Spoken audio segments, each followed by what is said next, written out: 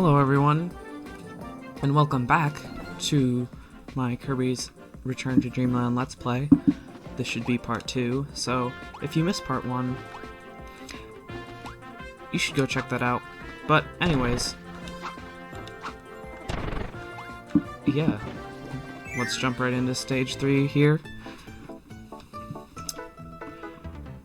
And one thing that I forgot to mention last time is that I am emulating this game.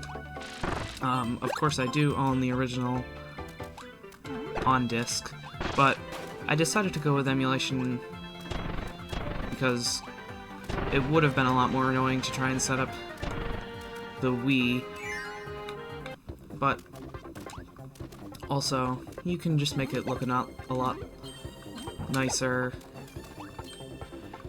since standard Wii resolution is 480, but you can upgrade that when you're emulating it to look a lot nicer, which is what I'm doing now.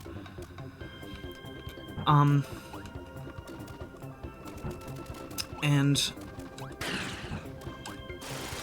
yeah, and it's also a lot more comfortable to use a classic controller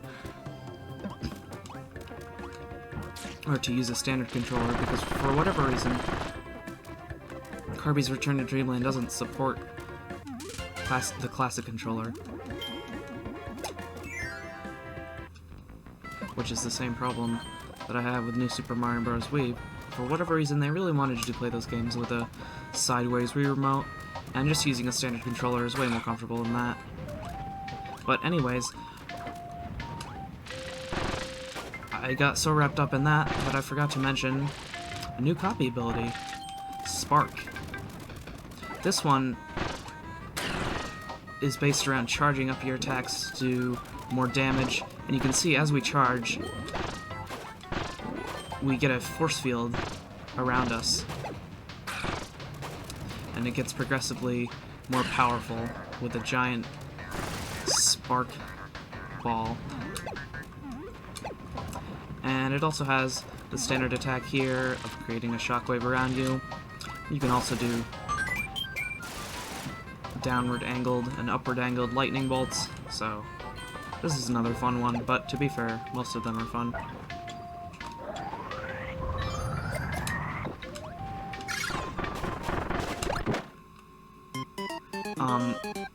I don't want to talk about that.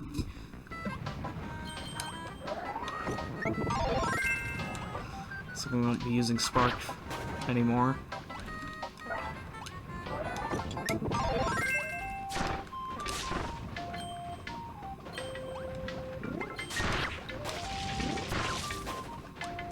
Yeah.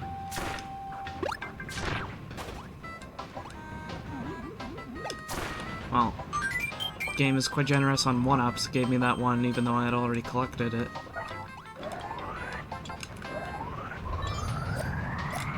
Alright. This part is easy if you're not a complete idiot. Oh! I thought that I almost did it again. But I didn't. Yeah. And fire is just sort of good using this ability. You can speed through levels, but you can't get that with the fire ability. And what you use beam. Just don't know. I don't really need to collect the stars, but it's satisfying to do so. And here's an example of how we're gonna see some of these key challenges in the future. You can see Kirby's floating ability is disabled when you're holding an item. So now we have to do some actual platforming, which is quite rare for the Kirby series. Usually you can just float over every obstacle that's in your path. So the developers have to be more creative with the level design, which is something that I kind of like about the Kirby series, is that it's not all based around jumping over people. They put a lot more emphasis on combat, and Kirby's Yeah.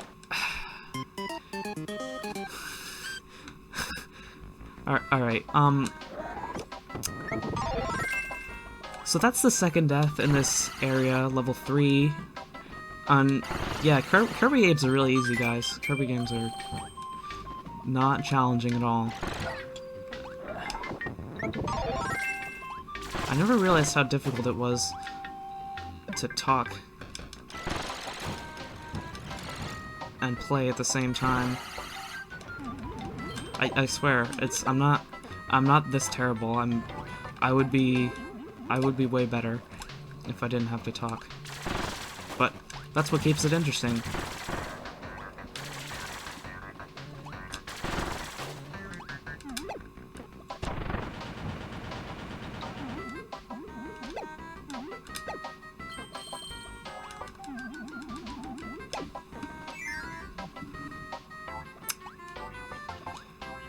And another thing I like about this game is the backgrounds. Now, I know that sounds kind of funny, but you can see in the background, they're surprisingly detailed. Like, those crystals are glowing, the water has reflection. There's a lot going on in there, and that trend will continue into the later levels of the game. Yeah, it's just something that I always enjoyed looking at. And down here you can see that key carrier. We're gonna have to race him to the finish. And I'm not...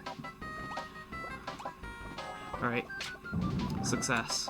And then we just kill him, steal his key, and there we go. Final energy sphere. And I kind of glossed over most of this stage, but I do like its aesthetic. Throughout this game, we're not going to really have a lot of time to talk about. Sorry about that. Technical difficulties. But yeah, as I was saying,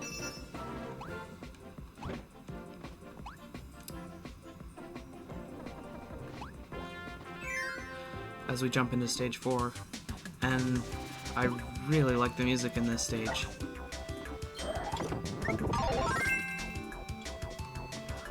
I kind of just want to sit and listen to it for a while, but that wouldn't be good content.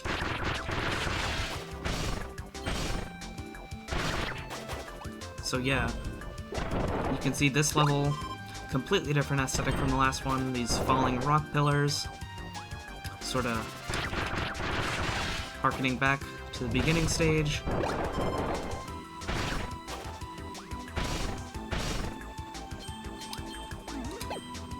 Because this is the final stage of World 1, so we're nearing a boss battle here. But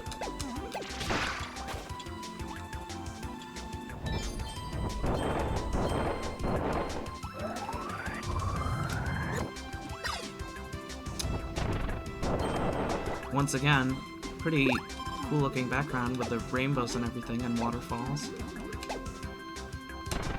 And the reason I'm going back here is because of a secret. You can see this platform is lowered, and we have a new area. And now we have this classic music.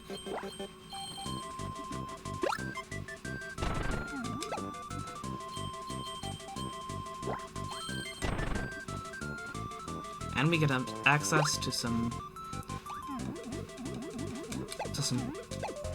cool copy abilities early on, but I don't think I'm actually going to grab these because I want to showcase them when they naturally show up in the game. This is sort of a secret area. But whoops, before I destroy too much of this, you can see it spelled out HAL, or it used to spell out HAL, and well, that's because the developers of this game is called HAL Lab. And this is sort of a tradition for Kirby games at this point, is to have HAL rooms, areas that are very hard to find, but they reward you with a secret developer name. And they usually give you lots of stars, but that one wasn't too plentiful. And there's usually a few of those. Whoops. Now, I almost died a third time. I swear, I'm not this terrible.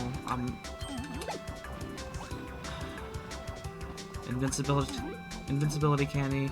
I don't need it.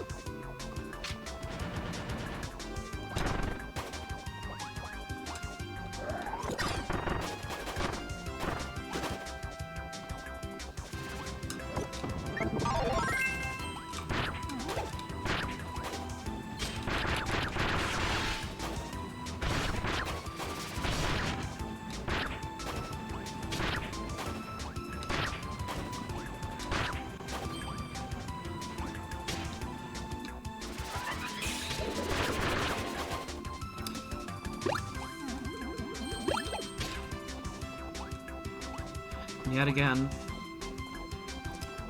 the background of this stage is quite pleasant.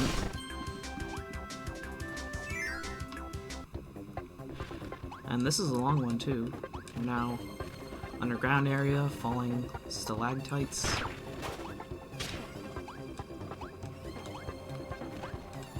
This is yet another item. Is it a French horn? But anyway, it spews rainbows. Why can't I make that jump? And you use it to block falling projectiles. This is another one, along with a key that will be used plenty of times throughout the game. And as you can see, these items do lose charge. They are on a time limit, so you're gonna have to grab a new one. Or sometimes even backtrack to grab the old one if you take too much time during a puzzle. But this one was hardly a puzzle, just sort of introductory, show you what the item actually does. Which can basically be said for all of World 1, it's just sort of introducing you to the mechanics. And we'll surely see more difficult challenges later. I said this game was really easy, and for the most part that's true, even though I've died 2 times already. But it does get a little more challenging in the later worlds, especially if you're trying to grab all the energy spheres like I am. And speaking of energy spheres, we have a new super ability, Monster Flame. Absolutely destroys those tree trunks. This one, I'm not very fond of. Well, I guess it's cool, but I don't like it as much as the Ultra Sword. You just sort of send one big projectile and that's it.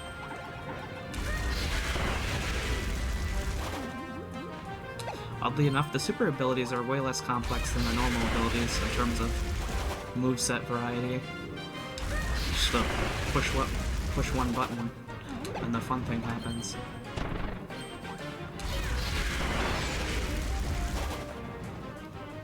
But admittedly, it is fun to just burn down an entire forest, really showcasing Kirby's destructive nature.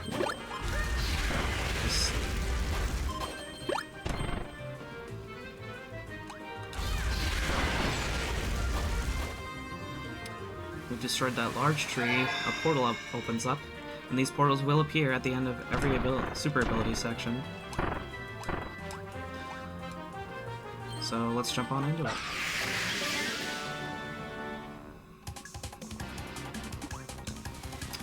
Back in the interdimension.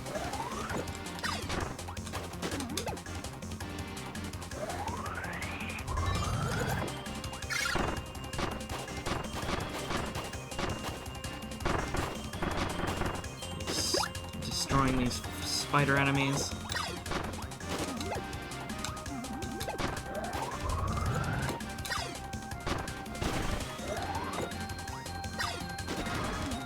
Whoops, almost died again.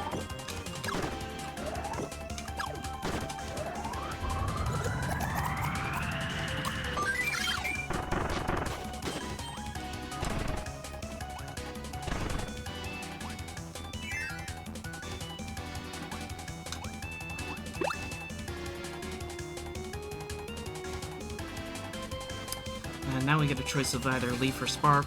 I'm gonna choose Leaf. Like Leaf a little bit more, and it's a new ability.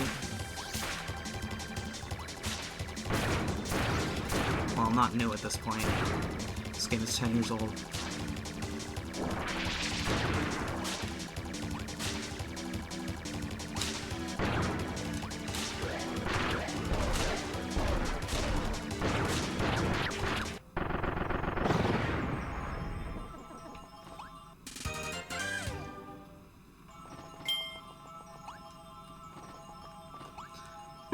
And yeah, another cool detail is once you defeat the Sphere Doomer, the dimension sort of changes back into color.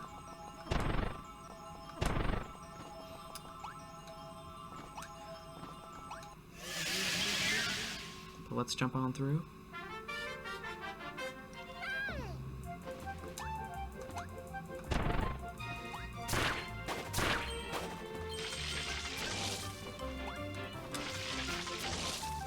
And that's gonna be the end of stage 4.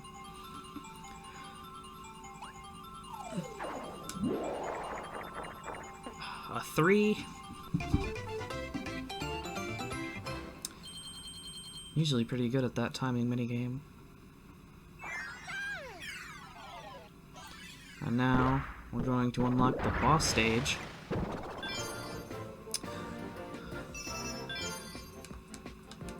And looks like we've collected all the energy spheres in World 1. But now all that's left is the boss. But I am going to leave that for next time. So hopefully you enjoyed this episode, and I'll see you guys later.